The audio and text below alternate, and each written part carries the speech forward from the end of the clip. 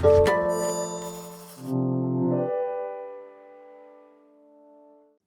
following podcast is part of a certified educational activity titled Advancing Bladder Cancer Care with Novel Therapeutics, where we are headed with immunotherapy, targeted, and antibody options.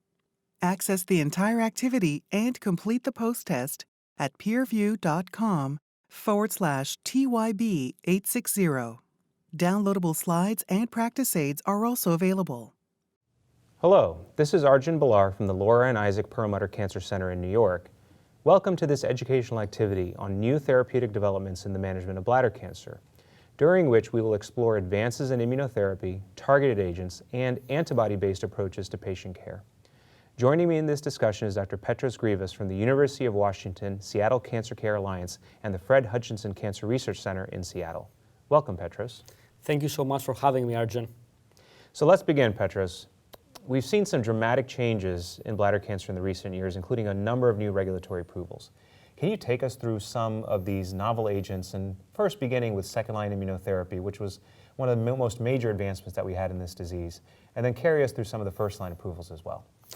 Arjun, this is a very exciting time for urothelial cancer in general, and I have to say over the last 5 years, we have witnessed results of different clinical trials focusing on novel agents like immunotherapy agents, specifically immune checkpoint inhibitors. And as you mentioned, in the platinum refractory setting, in the salvage setting, second line and beyond, we have 5 FDA-approved immune checkpoint inhibitors, 2 of them inhibiting PD-1 and 3 of them inhibiting PD-L1. And all of these agents have received FDA approval based mainly on phase 2 trials. However, we have a couple of those agents having phase 3 trial data. To be more specific, we had initially the approval of atezolizumab, an anti-PD-L1 agent in this platinum refractory setting, based on the data of the IMvigor 210 cohort 2, where atezolizumab showed promising rapid and durable responses in patients with platinum refractory advanced urothelial cancer. And the toxicity profile appeared favorable compared to historical controls of chemotherapy in a non-randomized phase 2 study. This actually was followed by the IMvigor 211, which was a randomized phase 3 trial comparing atezolizumab with single-agent taxane in the US or vinflunin in Europe. And this clinical trial decided to select the primary endpoint based on a subset of patients who have high PD-L1 expression. And we can talk about PD-L1 later, but that assumption restricted, I would say, the population of patients that define the primary endpoint of the IMvigor 211 trial. The overall survival was not statistically different between patients who get chemotherapy and patients who got atezolizumab in this subset of patients with high PD-L1 expression. Subsequently, if you look at the all-comers data from IMvigor 211, there was a significant difference, statistically speaking, favoring atezolizumab, but this did not count as a primary endpoint. So technically, IMvigor 211 was a negative trial for the primary endpoint because of the biomarker selection, you can argue. But the approval remained, and this has been accelerated approval for atezolizumab in that particular platinum refractory setting, regardless of PD-L1 expression. Similarly, we have data with pembrolizumab, an anti-PD-1 agent. And here we have a phase 3 randomized clinical trial that showed a clear overall survival benefit with pembrolizumab versus single-agent taxane in the US or vinflunin in Europe. That showed that the median overall survival was 10.3 months with pembrolizumab, 7.4 months median with the chemotherapy, showing a statistically significant difference with this agent, anti-PD-1 agent, in the platinum refractory setting, and that led to a regular approval.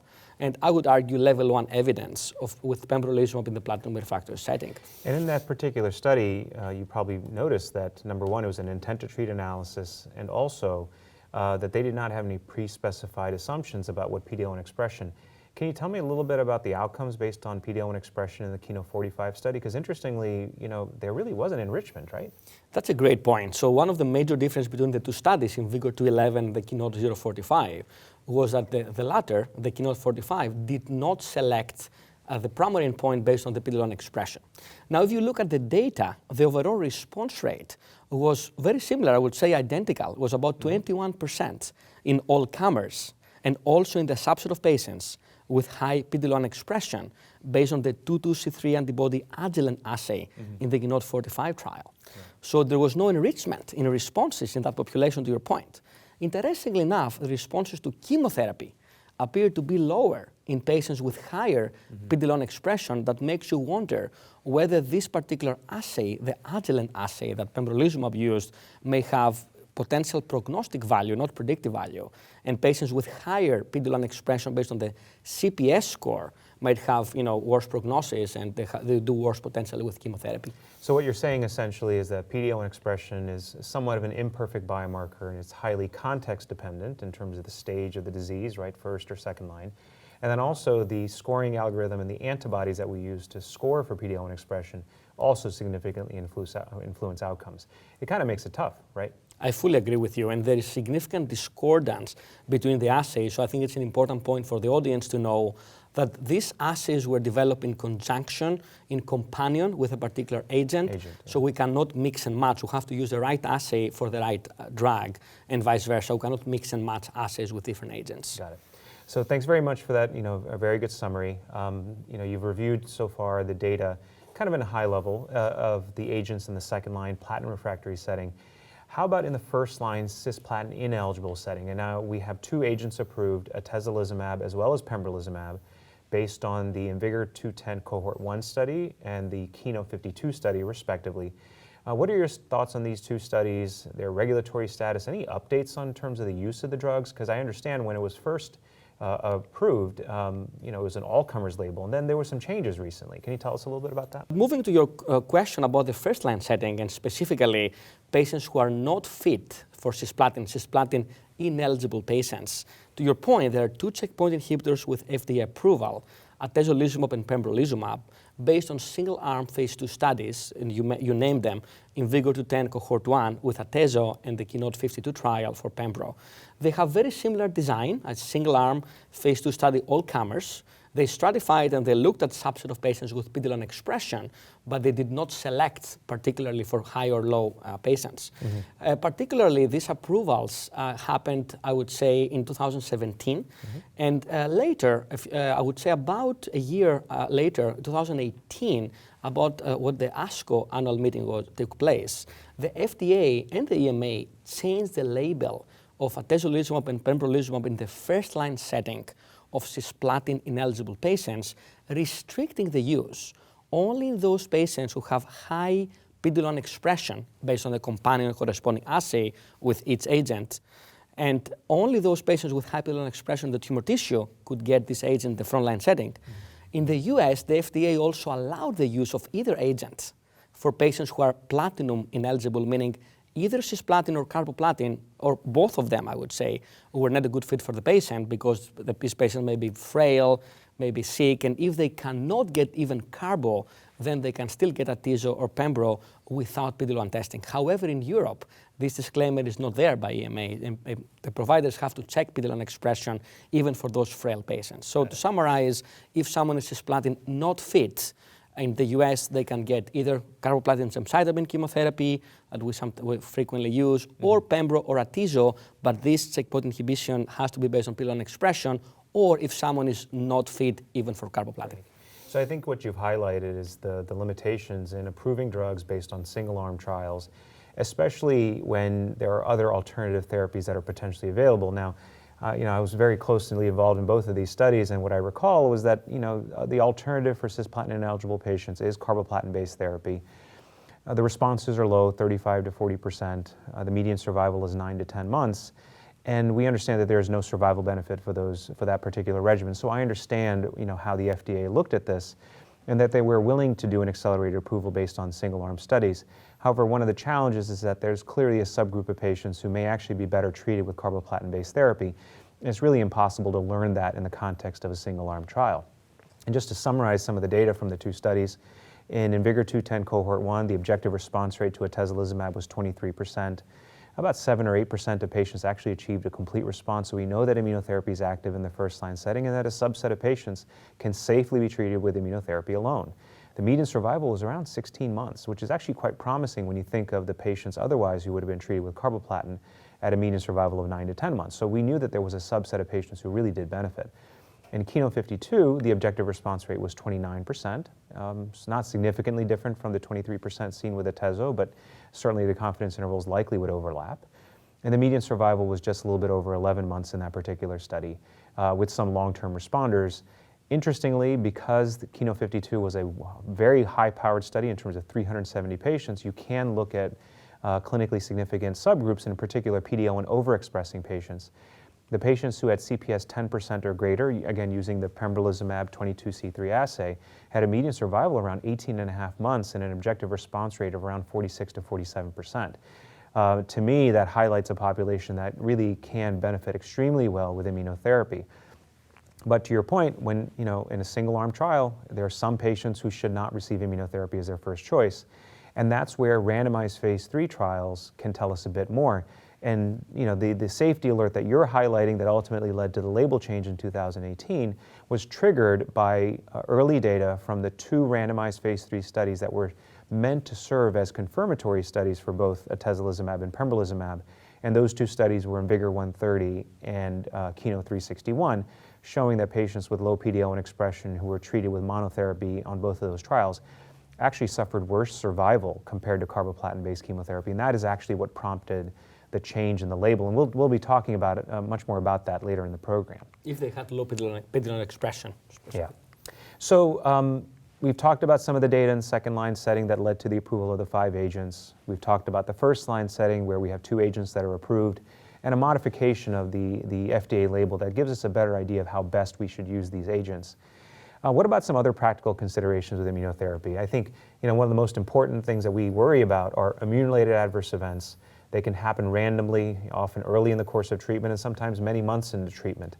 Can you tell me a little bit about the scope of the toxicities, the nature, the frequency, and generally how do we approach management? And what are the most common things that we see and also the less common things that we may not see often but things that we should still be worried about? This is a very important point that I would like to highlight efforts in the national level and institutional level to, number one, educate the providers and the patients about the importance and frequency of immune-related adverse events. As you mentioned before, immune checkpoint inhibitors as single agents appeared overall much better tolerated and that much easier compared to cytotoxic chemotherapy. However, a small subset of patients, about 10 to 15%, could suffer significant immune-related adverse events. And the target of an immune-related adverse event can be any part of the body. Any organ could be a target of those ITs, as we call them, which are immune-stimulated, immune-driven destruction of tumor tissue. Mm-hmm. And we have multiple examples in our clinical practice of these events. I think an important point to make is that we need to work together as groups, and we need to have a multidisciplinary approach in education, recognition, and proper and timely management of those ITs, of those immune-related adverse events. And different institutions have developed different initiatives. Just to give an example, at the University of Washington and Seattle Cancer Care Alliance, we have a multidisciplinary immune-related adverse event tumor board where we discuss cases of immune-related toxicities, either for single agents or from combination checkpoint inhibition that require multidisciplinary attention and management. And this has been a great forum to learn from each other and educate each other. The other important point to make is that we have initiatives like from the Johns Hopkins team, that they have kind of a rapid response team assembled in the inpatient and the outpatient setting. So when a patient presents with an immune-related adverse event, there is an email or another form of communication that goes out, and the pre-assembled team of providers who specialize in those events can be notified and provide real-time, rapid recommendations on the proper workup and management of those immune adverse events. So basically an EMS for immune toxicity. I think you're right. You claim it well. And the last point to make, Arjun, is that many patients tend to underreport these adverse events because they want to stay on immunotherapy, they want to derive the benefit that sometimes they derive. And I think it's very important to educate them that they have to report everything in a very timely and proper manner. Yeah, you're absolutely right, Petros. When I think about immune toxicities and when I counsel my patients, I first talk about the most common ones, and I think pruritus or itchy skin, rash are the far and away most common toxicities that patients develop.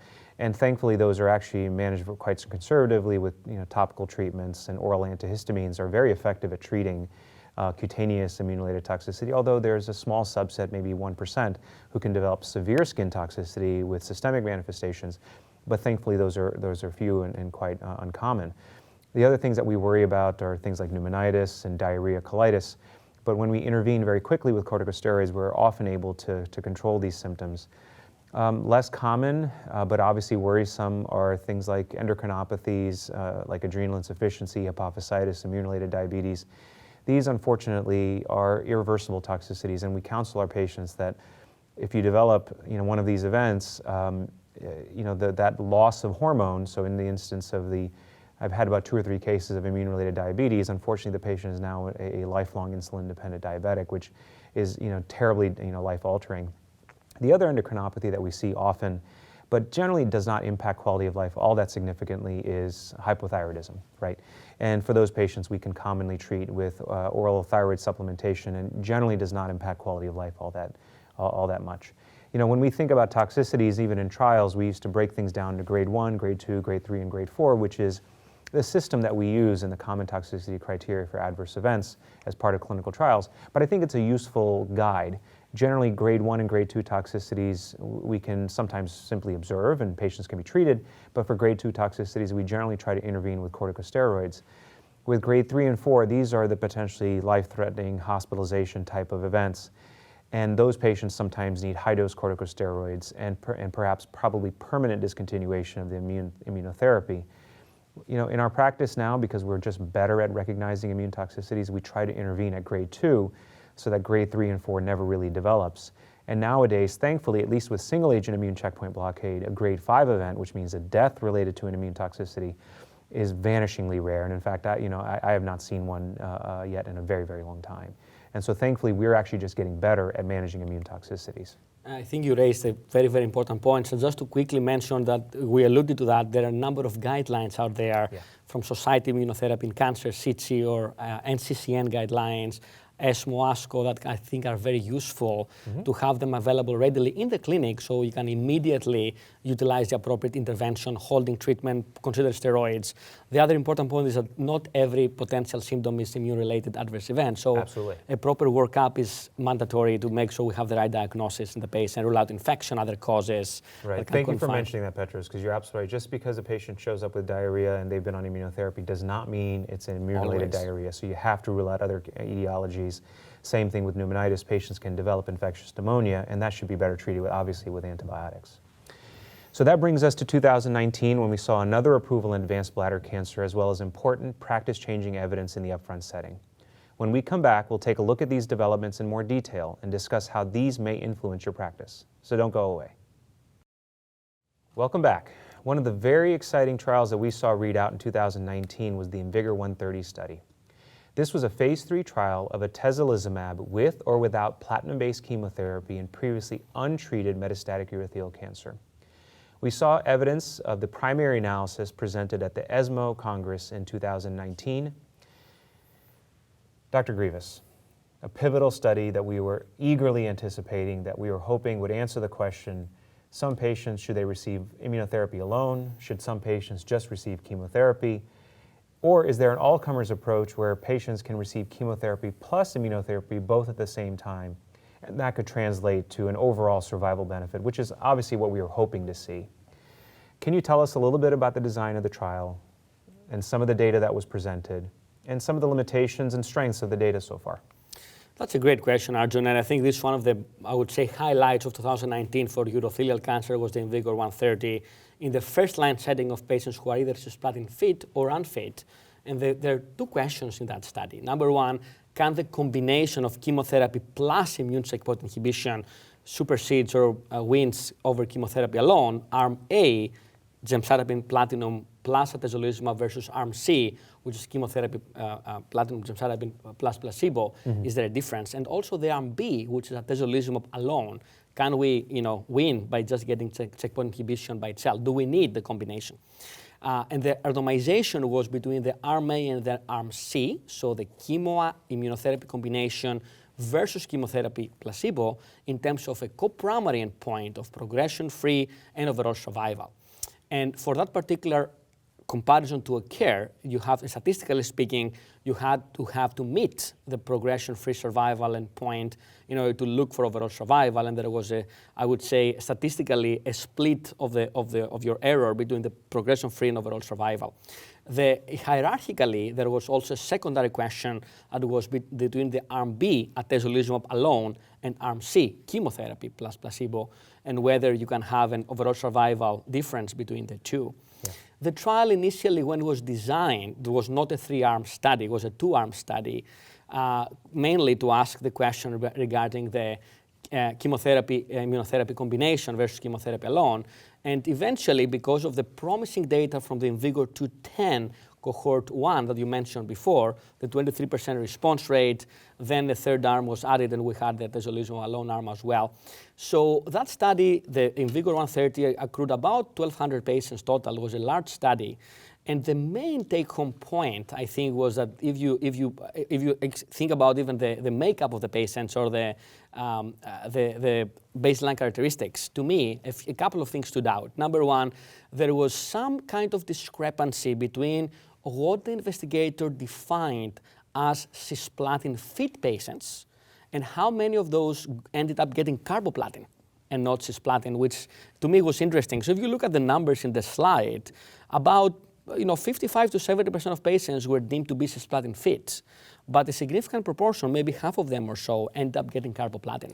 So I think you've highlighted a very, very important issue with the design of this trial that may not be mimicked in other studies, which is that this study, by design, allowed investigators first to designate patients as either cisplatin eligible or ineligible, and then once they've designated that patient, then they had the subsequent next step of deciding whether the patient should get cisplatin or carboplatin.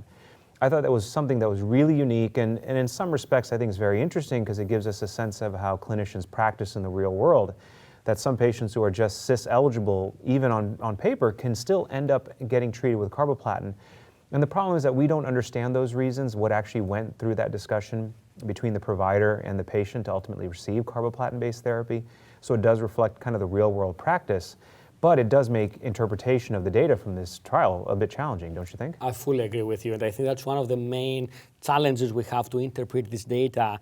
There are many confounding factors there. What are the reasons or the other clinical factors that these providers opted to give carboplatin and not cisplatin, and whether this may or not have an impact in the interpretation of the data. There were some differences in terms of the comparisons between arm A and arm C, depending on the platinum agent used, cisplatin versus carboplatin. So that I think introduces another layer of complexity, and we don't have the full data set yet. It will be nice to see the manuscript down the road and tease out these nuances, but I think as a principle, it will be very hard to discern different signals in terms of cisplatin or carboplatin based on this subset analysis. Yeah, what you pointed out, and just a little bit more granularity around the comment that you just made, is that of the patients who were cisplatin eligible who then still got cisplatin, I think both you and I would agree, these are probably some of the best fit patients who probably were destined to do the best compared to the others. And for that reason, perhaps that is why we're seeing probably the lowest hazard ratio for PFS and survival in the patients who were actually treated with cisplatin with atezo versus cisplatin alone. Again, it confounds the data. On the first blush, it implies that cisplatin-based therapy plus immunotherapy has the greatest synergy and the best benefit. However, this may actually be an interaction between just the choice of cisplatin in the cisplatin-eligible patients. In fact, that it may just be picking out the best patients to receive treatment. What was your opinion, kind of from a clinical takeaway standpoint from the primary analysis? It was significant. Again, all-comer analysis between platinum-based chemotherapy plus atezo versus platinum-based chemotherapy alone. A significant PFS benefit, but what does that mean to you? It's a great question. I think the simple answer for the audience is that there was definitely a positive study in terms of meeting the co-primary endpoint of progression-free survival in a statistically significant manner. There was a median progression-free survival difference of about 2 months. We can argue it's one scan away, meaning scan now versus scan in 2 months. Yeah. In my opinion, this is definitely compelling, but it's not, in my practice, changing what I'm doing. I do not think this is enough to change practice right now, because you can argue there are cost issues, toxicity issues that have to be taken into account. And I would like to see in my opinion, an overall survival benefit that is significant statistically and clinically before I change my practice. I think the data is compelling, but does not meet my bar of changing practice today. Based on the PFS benefit, it was, I would argue, relatively modest, despite being statistically significant between arm A chemo-IO combo versus chemo alone. Got it. So to summarize, PFS benefit was statistically significant, met the co-primary endpoint, but to you it's not clinically meaningful unless there's a clear OS benefit, because ultimately as clinicians who are treating these patients, we have access to IO, we have access to platinum-based chemotherapy. So I would agree with you completely, Petros, is that if we were going to use this to change practice, ultimately the combination together has to be better than in sequence. And the only way that really shows itself to be the case is that if OS is improved. And right now the data for OS are immature, and so hopefully maybe we'll see a trend toward a benefit in overall survival, but I completely agree with you that this is not yet practice changing.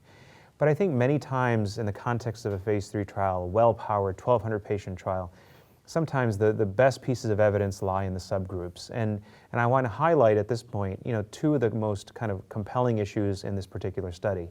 And that has to relate to the patients who were treated with monotherapy in this trial. There were a group of patients who were treated with atezo monotherapy who were PD-L1 low, and then there were a group of patients who were treated with atezo monotherapy that were PD-L1 high.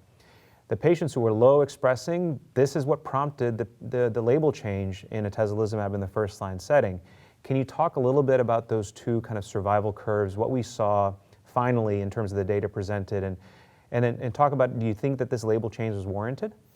That's a very important question, Arjun. And going back in time, in 2018, when the FDA and EMA made these regulatory decisions to restrict the use of checkpoint inhibition, atezolizumab or pembrolizumab, in the frontline setting of cisplatin-ineligible patients, unfit for cisplatin patients, we had not seen the data, and we're all wondering what was going on. So those curves that we saw at ESMO by Dr. Grande and colleagues showed us a couple of things. So if you focus your attention on the subset of patients who had tumor tissue with low PD-L1 expression, in the first, I would say, about 9 to 10 months, seems to be a clear separation favoring chemotherapy over to immune checkpoint inhibition. And this was the reason, I think, that when this difference was noted, the FDA and EMA decided to stop the accrual in the checkpoint inhibition alone arm if the PD-L1 expression is low, because showed a clear trend towards inferior overall survival in checkpoint inhibition with low PD-L1 expression. Over time, and if you see the curves about 10 months or later, the curves cross, meaning in the long term, if you take the totality of the curve, there seems to be no statistical significant difference based on this analysis and at a later time point, beyond 10 months between chemotherapy and immunotherapy, which makes you wonder that with longer follow-up, immunotherapy kind of catches up. However, to be honest with you, I think retrospectively, it was the right decision, because initially in the first 9 to 10 months, you may lose some patients, and chemotherapy might be the better option in a subset of patients, especially with early on with low PD-L1 expressions. So I think at this point of time, I predict that there will be longer follow-up and waiting until further decisions are being made. I do not expect the regulatory agencies to change the label for now. And also, it's also in the context of not only longer follow-up in this study, but what will happen in the Keynote 361 trial that you mentioned before, and whether we'll see the same trends or not. So what do you think explains that initial major difference in survival and then ultimately the curves start converging? Is this an issue that maybe PD-L1 expression alone is not the real determining factor? Maybe the PD-L1 low patients who unfortunately died very quickly in this trial who were treated with monotherapy may have had other prognostic features that were negative in sense of volume of disease and liver metastases, et cetera. Do you think maybe that's what it is, or what else do you think explains the separation of the curves that ultimately come back together? I think it's a great question. I think we don't know exactly what are the reasons for that difference, especially in the first few months of the study in those PD-L1 low expressing tumors. I think you're right. I think there are probably other molecular biomarkers that we don't have enough validation yet to use them in clinical practice that could potentially explain this discordant result. And we have a big challenge, I think, in urothelial cancer and oncology in general to validate biomarkers beyond PD-L1. There are other potential promising tools like TMB, tumor mutational burden. There are other biomarkers, gene expression profiling, DNA repair gene mutations.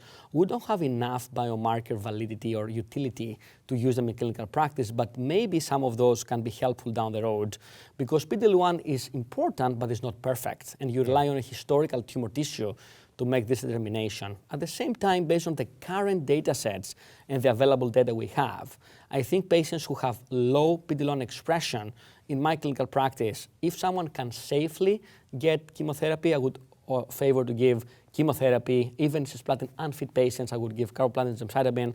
If someone has inability, they're too frail to get any chemotherapy, I would comfortably give atezolizumab or pembrolizumab without PD-L1 expression because I don't have any chemotherapy option. However, I think clinical trial is always the right option for those patients. And if you have a clinical trial and the patient is fit enough, it would be nice to enroll them in future clinical trials to answer these questions. Yep. So let's quickly turn toward the patients who are PD-L1 high expressing. The response rate with atezolizumab was about 38% in this population. OS is immature for the overall data set, and so this is all just speculative and kind of forward-looking, but the survival curves look pretty promising for patients who are monotherapy treated with high PD-L1 expression compared to chemotherapy alone. Do you think that maybe even cisplatin eligible patients who are PD-L1 positive could be treated with immunotherapy alone? It's a great question. I think we need longer follow-up to tease out the answers. I agree with you looking at these curves in PD-L1 high expressing tumors. I think we see a trend towards better survival, overall survival with atezo versus chemotherapy. However, there are many missing pieces there. Cisplatin versus carboplatin. And whether this difference is driven by carboplatin treated patients or not. The hazard ratio is compelling, is 0.68, but the confidence interval crosses 1, so I agree with you, it's not practice changing yet, but it raises the argument with longer follow-up, whether this becomes significant or not will be important to know. And also, again, what happens in the plethora of other clinical trials, whether we see the same trend. So I think patience is important. We have to see what happens with longer follow-up and whether in a subset of patients, maybe checkpoint inhibition alone might be the answer. But we'll have to be careful and patient to see how these curves turn out with longer follow-up. Okay. So overall, one of the nice things about this particular study is that from at least a high-level view, the safety of combining chemotherapy plus immunotherapy does not lead to added toxicity. The rates of immune-related adverse events are actually quite similar in the arms treated with immunotherapy alone versus immunotherapy plus chemotherapy. So thankfully, we do not have any significant safety concerns about combining. We may just have some concerns about real efficacy. So, just to make one point, I fully agree with you. In terms of toxicity profile, we did not see any significant addition of toxicity. So the chemo-immunotherapy combination seems to be feasible, same data with lung cancer or other cancers. Right. I think that going back to your great question before, I think if anything, this data, if I have a patient in the clinical practice that I'm using checkpoint inhibition because of high PD-L1 expression, this data make me feel more comfortable for patients who are cisplatin not fit. Right. But if someone is fit for cisplatin, for now, I would still use cisplatin-based chemotherapy for those cisplatin-fit patients for now. So interesting, there are also other trials that are being tested in the first-line setting that are immune-based. In the first-line setting, we're looking at IO-based combinations. Important studies in this setting include Checkmate 901, which is combining CTLA-4 blockade plus PD-1 axis inhibition. A similar study is Danube, which is doing a similar approach with tremelimumab in combination with PD-L1 inhibition. In the chemotherapy-based combination, similar to IMvigor 130, additional studies to look out for in terms of data in the upcoming months to years include the Nile trial, which is a durvalumab-based combination in combination with chemotherapy, which I think is very similar in design to IMvigor 130. And then also Keynote 361, which is a randomized phase 3 trial of chemotherapy alone, immunotherapy alone with pembrolizumab versus chemotherapy plus pembrolizumab. And as you can tell, the number of studies in the first-line setting are quite numerous and will definitively tell us in the coming years, ultimately, what is the best approach? Is it chemo plus IO-based combinations, IO alone, IO-IO, potentially for patients who can't receive chemotherapy? And so really it is an exciting time for drug development in bladder cancer. When I think about all these studies, I think about, well, how do patients access this type of information? You and I have both worked with the Bladder Cancer Advocacy Network, which is a terrific organization. patient-centered, patient-driven, and they develop advocacy for research. Sure. And also, availability for treatments for patients. Yes. They have a wonderful online portal that is a search tool to allow patients to search based on the stage of their disease, their line of treatment, et cetera, to find a clinical trial that may be appropriate for them, and then link them with treating oncologists and investigators who may be able to help them put them on the study. I think that's a fantastic resource for patients, especially, you and I, we do this every day, but for most patients, this is an incredibly confusing world, and to have a resource like this is incredibly helpful. I Don't you agree? totally agree with you, Arjun. I think you raised a very important point, and the Bladder Cancer Advocacy Network has done a wonderful job, compiling all the studies, and you talked about the dashboard of clinical trials they have. It's an incredible tool, and I would encourage everybody, patients and providers, to access it free of charge, and they can connect with different trials and clinical trial PIs, so we can get their patient to the right trial based on where they live and based on the disease characteristics. So I totally agree with you. Yep. Next, we'll explore another new direction in the management of advanced bladder cancer, the potential to use novel chemotherapy-free combination regimens in newly diagnosed disease. Before we look at the evidence, let's introduce another innovative concept, the use of antibody-drug conjugates in advanced bladder cancer. So I think this is probably something that we've been using in other cancer types. We were very familiar with trastuzumab-based cytotoxic combinations that we use in advanced breast cancer. So the concept of an antibody-drug conjugate is nothing foreign, in cancer, but it is foreign in bladder cancer. There are a couple of agents that are currently in development. One that I'm excited to say was just newly FDA approved on December 18th, 2019. Which is a drug called enfortumab vedotin. There's another compound called sacituzumab govitecan. Mechanistically, what antibody-drug conjugates are basically homing devices that help deliver a cytotoxic agent, which is often quite potent and really has no therapeutic index if given on its own, and then is delivered using an antibody that is specific for a specific protein on the surface of cancer cells to really kind of deliver the cytotoxic directly to the cancer cell and avoid or at least minimize the systemic toxicity due to the agent. Let's walk through a couple of the agents, and let's start off with first enfortumab vedotin. Can you tell me a little bit about the drug, the target, the payload, and then carry us through some of the early data that demonstrated some efficacy in advanced bladder cancer? Arjun, I'm very excited, like you are, with the recent approval by the FDA of enfortumab vedotin on December 18, 2019. I think it's a great option for the patients. But let's back up for a second, as you said, and look about the mechanism. So as you said, antibody-drug conjugates, try to deliver in a targeted manner some very significant toxic payload in the target of cancer cells. Specifically, enfortumab vedotin is targeting Nectin-4, which is expressed, I would say, in a significant manner, almost ubiquitously, in urothelial cancer cells. And if you look at the data, Nectin-4 appears to be significantly expressed. That's why we do not test for it in the clinical setting. We think that it's expressed by most urothelial cancer cells in various degrees. So the anti-Nectin-4 antibody is linked with a very, very important link here with a toxin, a payload that you mentioned. In this particular compound is the monomethyl auristatin E, which is a microtubule inhibitor, which reminds you the brentuximab vedotin that was approved in Hodgkin lymphoma and used there. So the payload is the same, but the target is Nectin-4. So this compound has been tested in different clinical trials, starting from the EV-101 that actually tested this compound in patients with platinum refractory urothelial cancer and had a very promising signal in terms of high overall response rates in patients who have refractory disease that supported further evaluation in the phase 2 trial called EV-201 that was presented at ASCO and other meetings, and now we have a publication that is already there in a very high-profile journal. EV-201 was a single-arm phase 2 study evaluating enfortumab vedotin, this antibody-drug conjugate, in patients in two different cohorts. Cohort 1 were patients who already had progression of disease after platinum-based chemotherapy and immune checkpoint inhibitor, kind of a third-line space, you can argue. Cohort 2 were patients who never received platinum-based chemotherapy for metastatic disease, but they had only first-line immune checkpoint inhibition. So we have data from cohort 1 who have finished accrual, and as you see, the overall response rate was about 44% or so, a very compelling high response rate which compares favorably with historical benchmark data data with single-agent taxane chemotherapy, which has a response rate of about 15 to 20%. Also, you have some patients with durable responses, and I would say the median duration of response is between 6 and 7 months. And also you see about 1 out of 8 patients had a complete response. Very compelling in that context.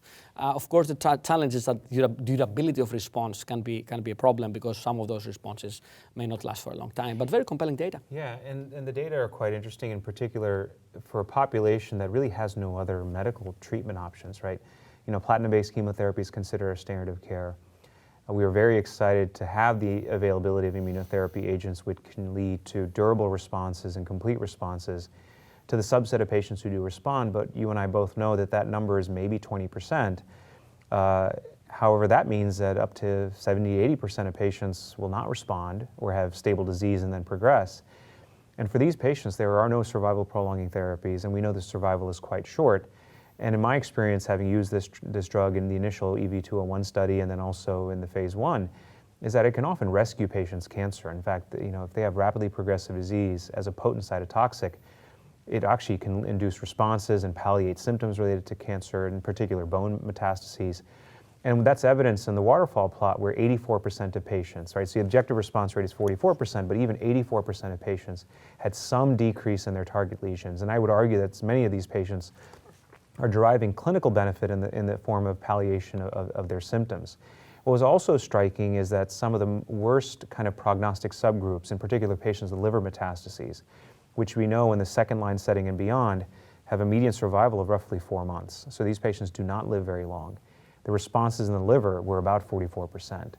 And so this highlights that this drug is very active in advanced bladder cancer in the platinum refractory, IO refractory setting, but even in the poorest prognostic subgroups, including those with liver metastases, and also in patients with bone metastases. So I think, you know, we were very excited to see this drug get approved, and particularly so because it is such a valuable treatment option for these patients.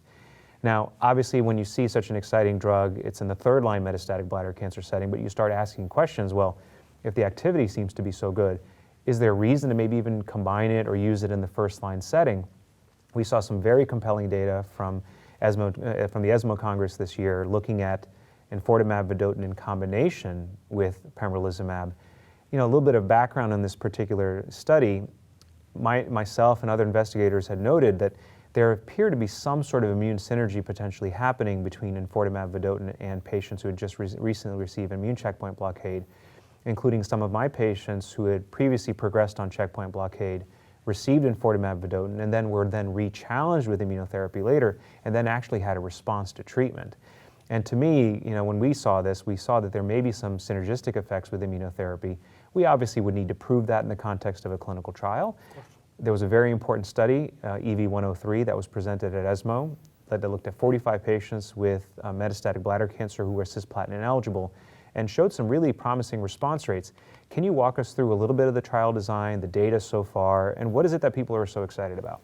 I think, Arjun, you raise a great point because we definitely try to develop chemotherapy-free combinations even in an earlier line of therapy in the first-line setting. In that pursuit, you know, this study was trying to evaluate different combinations building on enfortumab vedotin with checkpoint inhibition or with chemotherapy agents, and there was a phase 1b study in patients who were not fit for cisplatin in the frontline setting.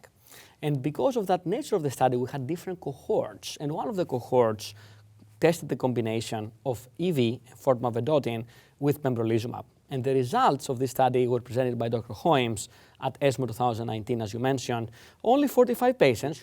However, if you look, you know, the patient population, you know, we definitely see, you know, a representation of what you see in the clinic. About 1/3 of the patients had liver metastasis, and 90% had visceral metastasis, and about 70% had bladder cancer as a primary tumor origin.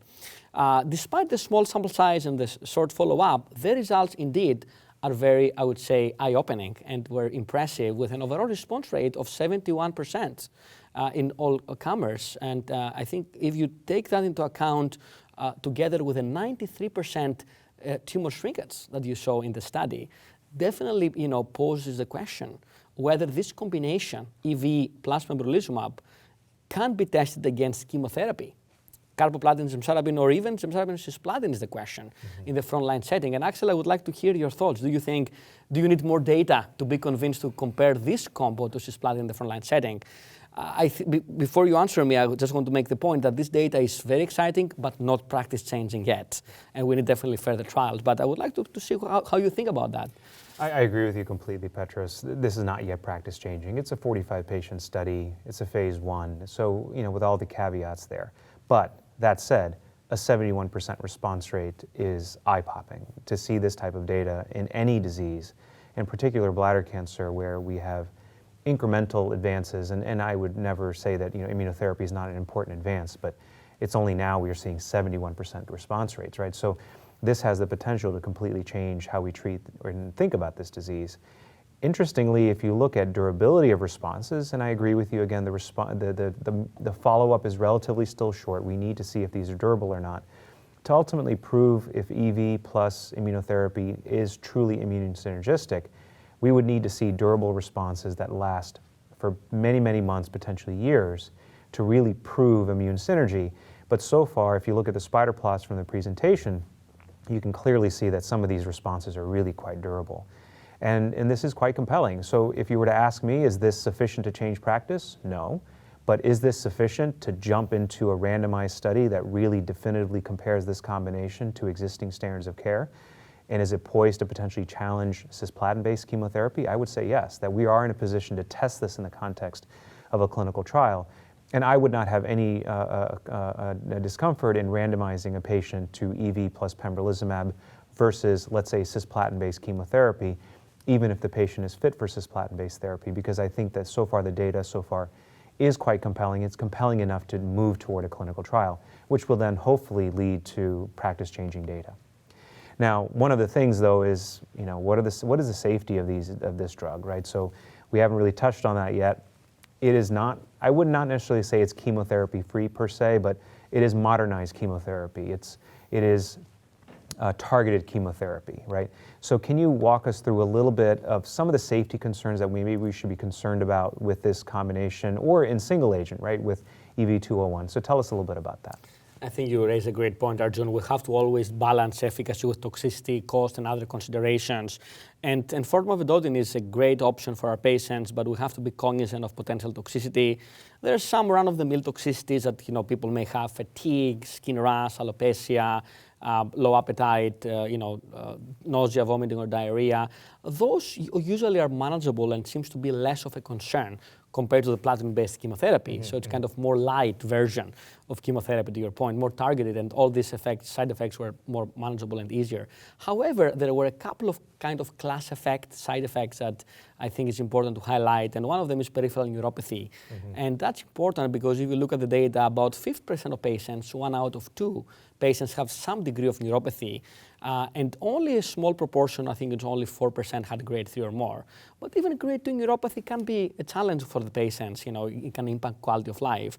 And that's relevant in a population that was usually treated with platinum-based chemotherapy before that can cause neuropathy. So I think that's important consideration to keep in mind. And I know you and me are treating these patients. It's challenging to treat the neuropathy itself.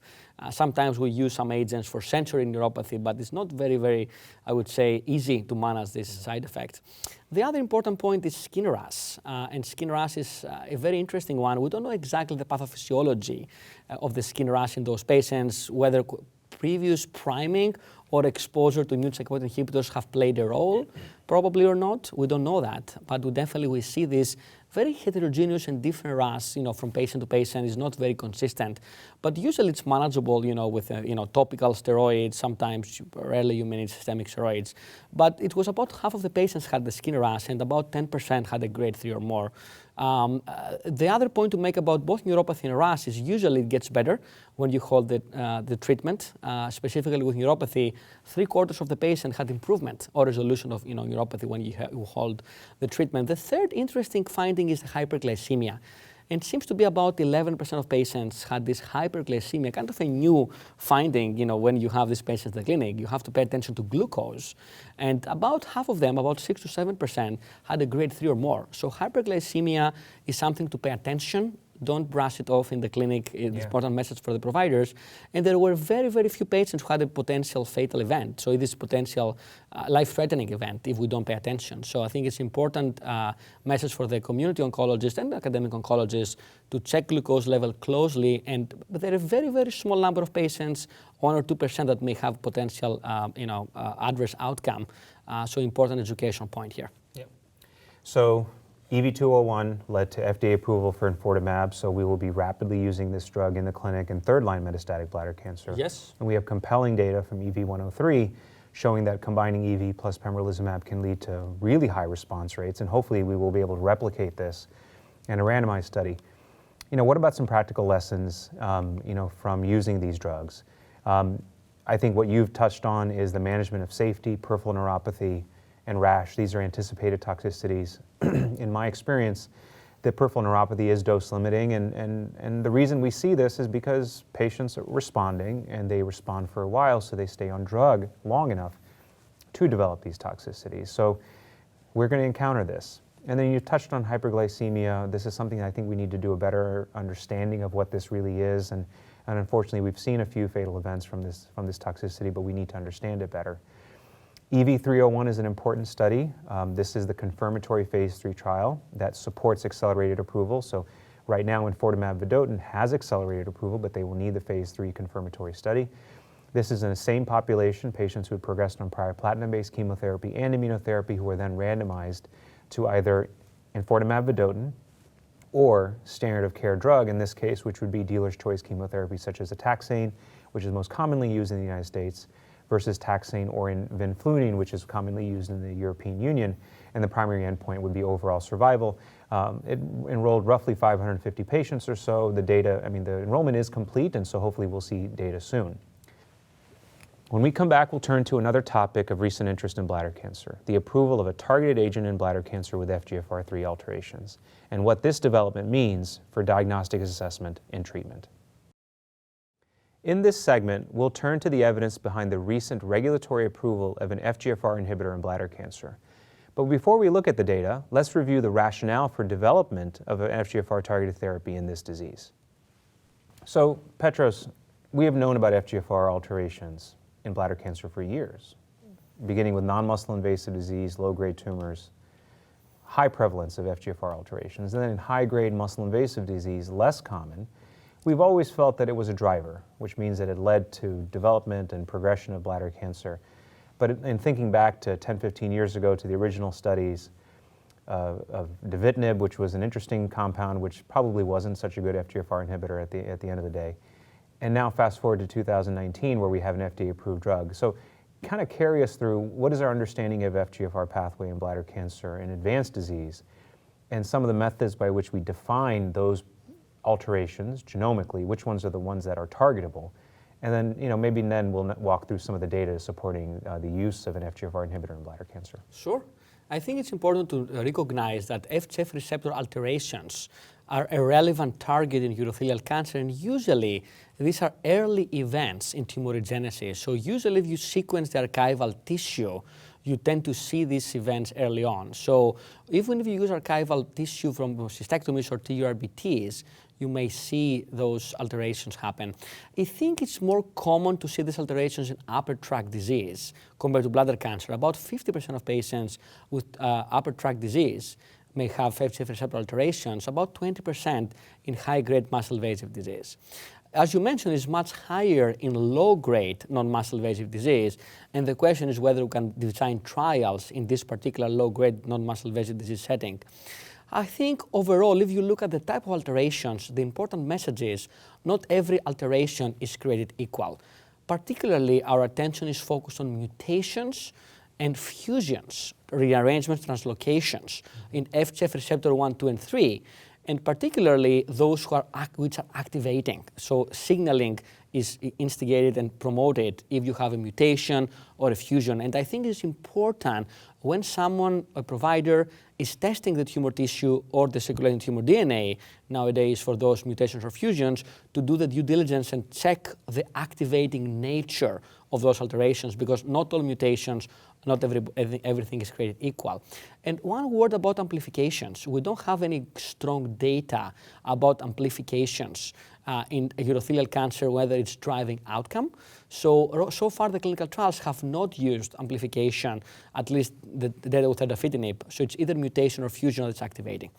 The data so far has been very promising, and as you mentioned, based on the BLC 2001 trial, we had an accelerated FDA approval of erdafitinib for patients who have platinum refractory advanced urothelial cancer with activating mutations or fusions in FGF receptor 2 or FGF receptor 3 genes. And BLC 2001 trial was a single-arm phase 2 study evaluating the activity of erdafitinib. They had different dosing schedules, but I think the ultimate schedule and dose is 8 milligrams once a day as a starting dose. And these patients were again selected based on a next-generation sequencing approach or PCR approach if they have a mutation or fusion in FGF receptor 2 or 3 to receive erdafitinib. Overall response rate with this agent in these selected patients was about 40%, which again is very, I would say, exciting, about 3% complete responses and 37% partial responses. It's interesting that, retrospectively, you can go back and look at the subset of patients who had prior checkpoint inhibition. In this subset of patients, the response rate numerically appeared higher, was up to 59%, but I would exercise caution in over-interpreting these results. I think overall, based on the promising response rates, and some of them were durable, median duration of response about 7 months, and I would say overall, feasibility of giving this agent, the FDA granted accelerated approval in kind of a very important unmet need, platinum refractory disease. Having said that, the PFS and OS signal appears very promising in this single-arm phase 2 study, but again, we have to take it with a grain of salt because of lack of randomization. And now we have a randomized phase 3 trial called the THOR trial, THOR, which actually having 2 randomizations. One is erdafitinib compared to chemotherapy, Vinflin in Europe or Taxane in the US. And the second randomization is for patients who never received checkpoint inhibitor, is erdafitinib versus pembrolizumab. Because the question is, how do you sequence the two? And I think that THOR trial will answer, hopefully, this question down the road. Got it.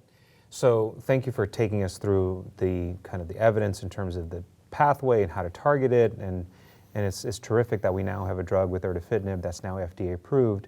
You've touched on the dosing schedule, which is now 8 milligrams continuous dosing. In the development of the drug, obviously, they were playing with the dose to figure out what is the right way to give this drug. Some of that was based on pharmacokinetics and dynamics and making sure you're hitting the target, but some of that's also based on safety, right? Can you tell us a little bit about FGFR inhibitors in general in terms of the toxicities that are unique to this class of agents? This is something that up until now, we're really not familiar with in bladder cancer. Things like hyperphosphatemia and nail events and this ocular toxicity. Tell us a little bit about this and how you feel that we should manage it and things to look out for. Absolutely. Again, every time you look at an agent, you have to look in a balanced way, efficacy and toxicity. And erdafitinib has impressive efficacy. At the same time, it can incur toxicity. I think there are some class effects here. For example, you mentioned the hyperphosphatemia. That's an interesting one. It happens in about 3/4 of the patient, but only 2% is grade 3 or more. So it's a usually mild to moderate, I would say, laboratory finding without usually any clinical implication. However, it seems to be a numerical correlation between the phosphate level and response to erdafitinib. So it reminds you with blood pressure and axitinib whether this could be a so-called quote-unquote pharmacodynamics marker. And actually, based on the label, phosphate level has to be checked 2 to 3 weeks after starting erdafitinib. And if the phosphorus level is less than 5.5 and there is no grade 2 or more toxicity and there is no visual toxicity, the dose can be up titrated from 8 milligrams to 9 milligrams, which introduces some complexity in the dispensing. But if you think about the efficacy, there seems to be some numerical increase in efficacy if you do this up titration about 2 weeks after you start. In terms of other side effects, stomatitis, mouth sores, could be a nuance for some patients. It's about half of the patients we get grade 1 or grade 2 mainly stomatitis, dry mouth. Only a few patients may get nausea or vomiting. Is not a big problem with this drug. Diarrhea can be nuanced for about 1/3 of the patients, but only 4% is grade 3 or more, and usually easily manageable with different supportive adjunctive measures. Dry skin and skin toxicity, skin rash could happen in a proportion of patients. About 1/3 of patients had dry skin, and 1/5 of patients had hand-foot syndrome. That reminds you again some TKIs in kidney cancer. Interestingly enough, and you mentioned that, there is a proportion of patients, about 20% or so, who develop this so-called central serous retinopathy, which is a condition where you have some fluid accumulation in the retina that can cause blurry vision. So patients can get alerted. So usually this is a benign event, meaning it usually goes away after you hold the drug.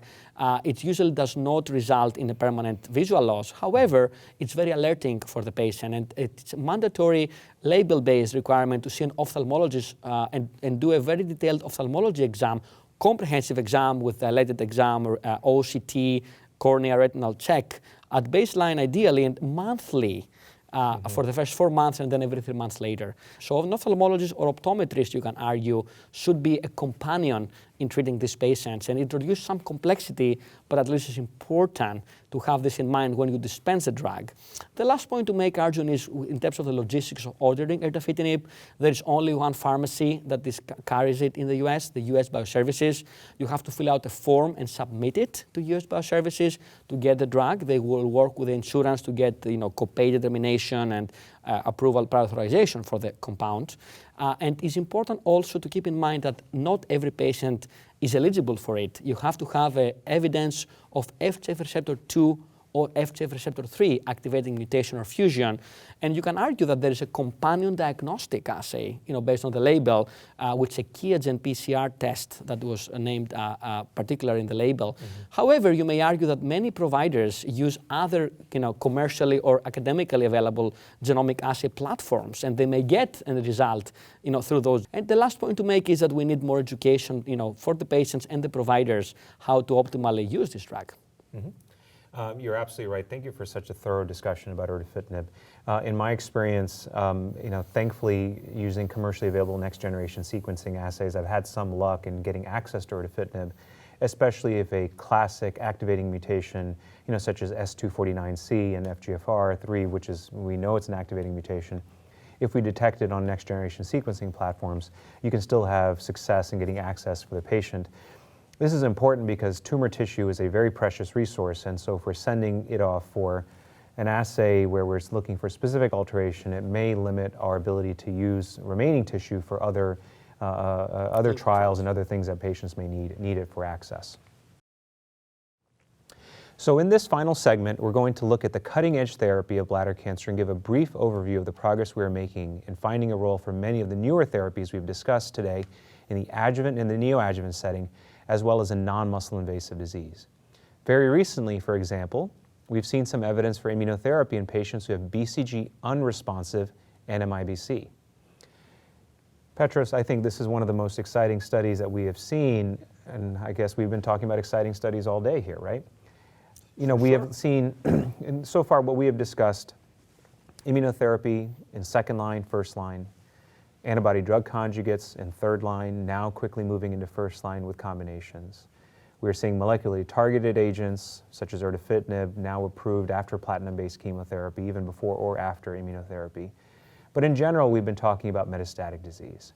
It's not surprising that since we have such promising data for these drugs in the metastatic setting, that we would naturally test them, especially in high-risk populations with localized disease. And that includes both patients with muscle-invasive bladder cancer, as well as patients with non-muscle invasive bladder cancer.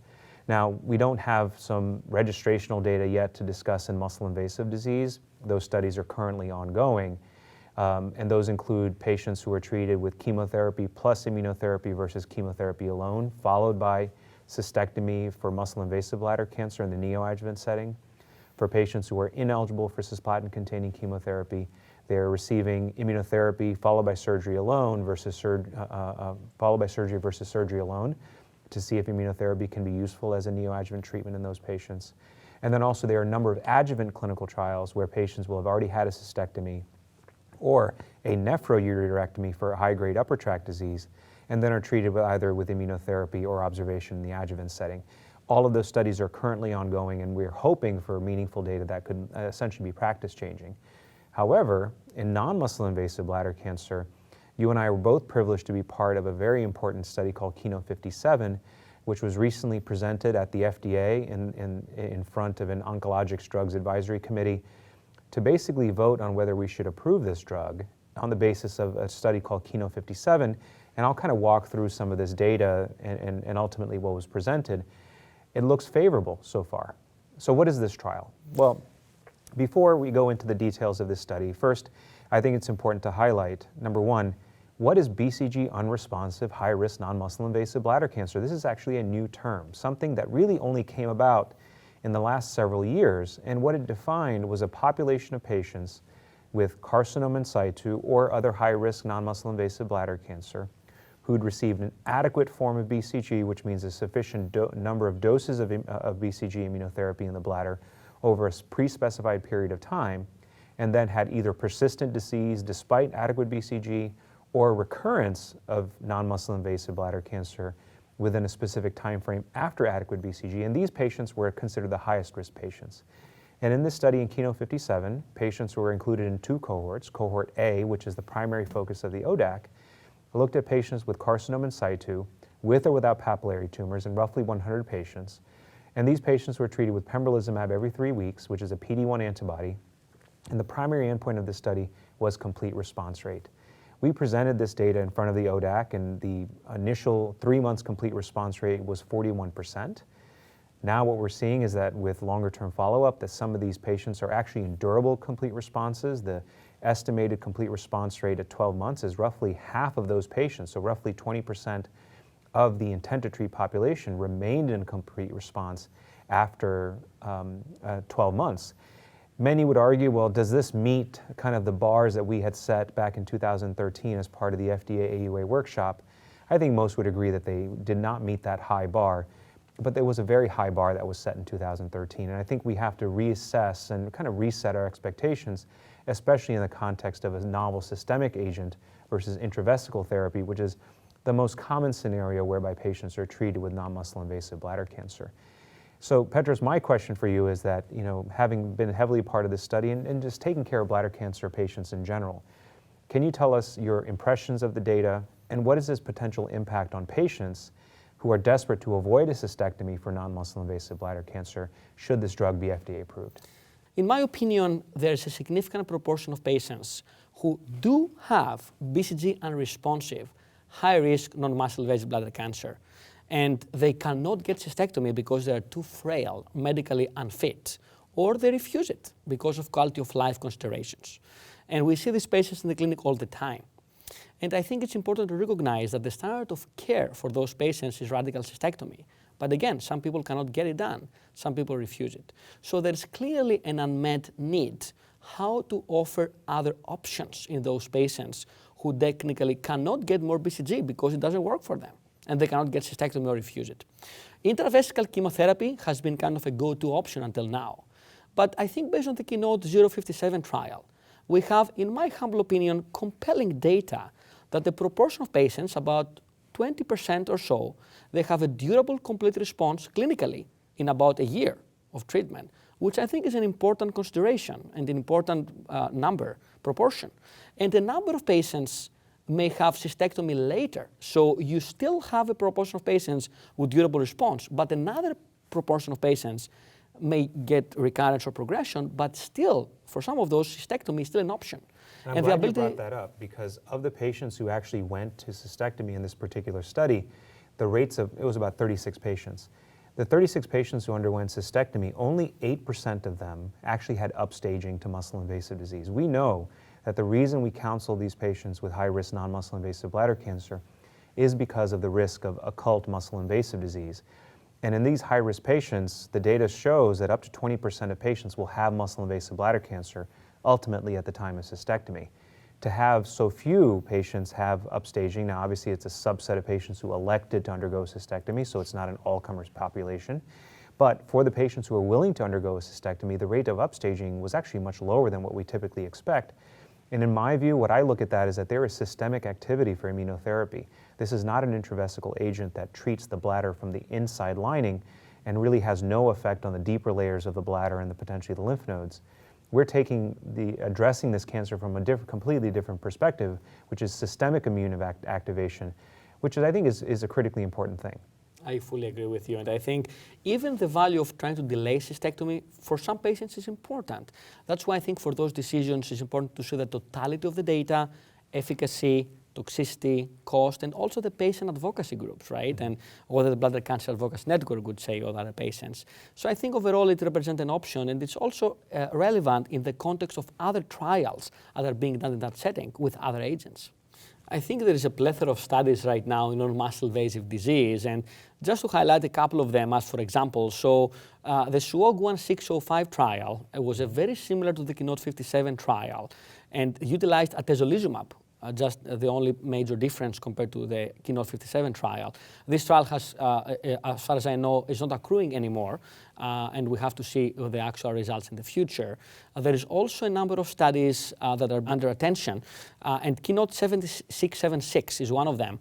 This trial is comparing the combination of BCG intravesically plus systemic intravenously pembrolizumab compared to BCG alone, and these are patients who have persistence or recurrence of non-muscle invasive disease after BCG induction.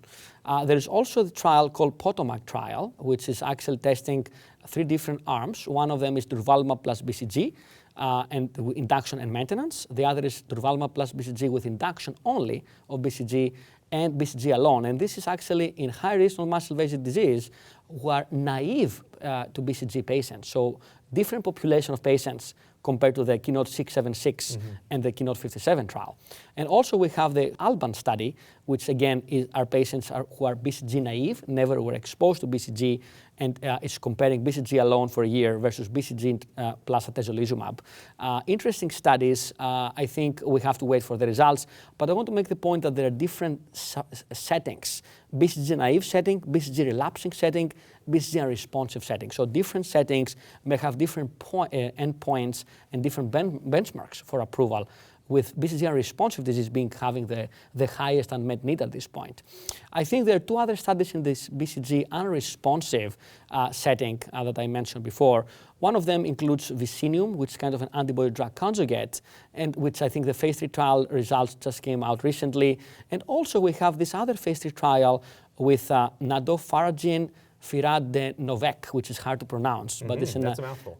It's a mouthful, and it's a very interesting study, I think led by the MD Anderson group, Colin Diney and others, in BCG responsive disease that also resulted recently, and it's an intravesical kind of adenovirus gene delivery of interferon alpha, and these data were compelling, and I predict there's going to be another consideration for FDA approval, and the results that are going to be reviewed includes this agent that shows an about 24% clinical complete response rate in 12 months. So in the neighborhood, on the ballpark of what we saw with pembrolizumab in the Keynote 57 trial. And of course, the third trial that I mentioned is the Vicinium, the antibody-drug conjugate that actually targets EpCAM in the epithelial marker and delivers an diphtheria toxin in the bladder cancer cells. And also this data showed the clinical complete response rate, if I remember correctly, in the neighborhood of 18%. So again, a little bit lower than the other 2, but in the same ballpark area. So I think it will be interesting to see what will happen with those 2 agents in BCG unresponsive, high-risk, non-muscle invasive disease. What's unique about both of these drugs is that they will be intravesical delivery, which is obviously in line with what urologists are used to and can sometimes even be very convenient from a dosing schedule, especially the nadofaragene, which is actually dosed once every 3 months, which is actually quite convenient both for patients as well as the investigators and the treating physicians. Overall, I think you and I can both agree that the activity in terms of research in bladder cancer from metastatic, first line, second line, third line, fourth line, and then also in localized muscle invasive and non-muscle invasive disease, the pace of discovery and research is really unprecedented at this time. The evidence we've seen here today confirms that it's a very exciting time for those of us who treat bladder cancer. Not only has the emergence of immunotherapy changed how we treat patients progressing on platinum-based chemotherapy, but it's also changing how we think about managing cisplatin-eligible and ineligible patients in the first-line setting. We are now seeing evidence that has led to the approval of an FGFR-targeted agent in bladder cancer, and then most recently, we have seen approval of an antibody-drug conjugate enfortumab vedotin in third-line bladder cancer.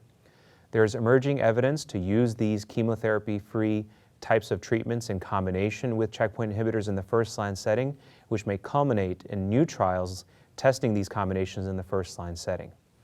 Dr. Grivas, thank you for joining me today in this wonderful discussion. Thank you so much for having me, Arjun. Exciting time for bladder cancer. And thank you for joining us. We hope you found this program useful for your clinical practice. This activity has been jointly provided by Penn State College of Medicine and PVI, Peerview Institute for Medical Education. Thank you for listening. Download materials and complete the post-test for instant credit at peerview.com/TYB860.